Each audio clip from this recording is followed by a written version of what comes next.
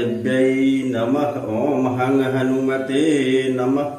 मैं दैवज्ञ अखिलेश्वर जी ज्योतिष विशेषज्ञ चैनल में आप सभी दर्शकों का हार्दिक स्वागत करता हूँ। आज हम आप सभी के लिए एक विशेष जानकारी लेकर आए हैं। नदी या तालाब में किस दिशा में मुख करके स्नान करने से पुण्य फल की प्राप्ति होती है, इसके बारे में विशेष जानकारी इस वीडियो में देने जा रहा हूँ।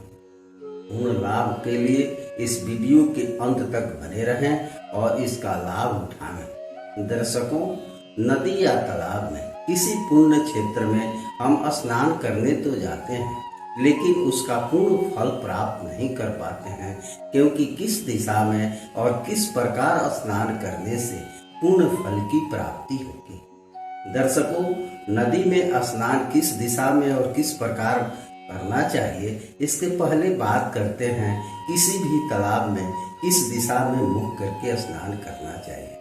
किसी भी तालाब में अगर आप स्नान करने जाते हैं तो पहले उस जल को या तालाब का स्मरण कीजिए। उसके बाद अपने शरीर पर उस जल में से थोड़ा छिड़किए। उसके बाद अपने दाहिने पैर को रखिए और जिस दिशा में सूर्य उदय है उस दिशा में मुख करके स्नान अगर करते हैं तो पूर्ण फल की प्राप्ति होती है।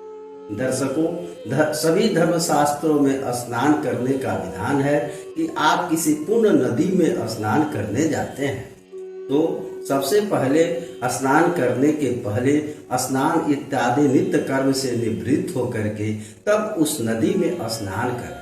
लेकिन ऐसा नहीं हो पाता है।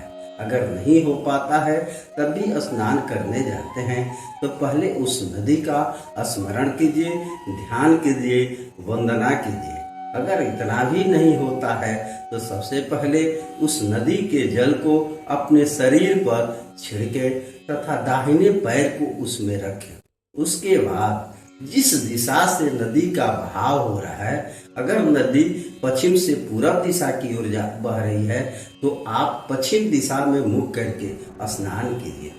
किसी भी नदी में स्नान करते समय जिस दिशा से नदी का बहाव होता है उस दिशा में अगर मुख करके स्नान करते हैं तो पूर्ण फल की प्राप्ति होती है। नदी जिस तरह से बह रही है उस दिशा में स्नान करते हैं या उसके विपरीत दिशा में स्नान करते हैं तो पूर्ण फलों की प्राप्ति नहीं होती है।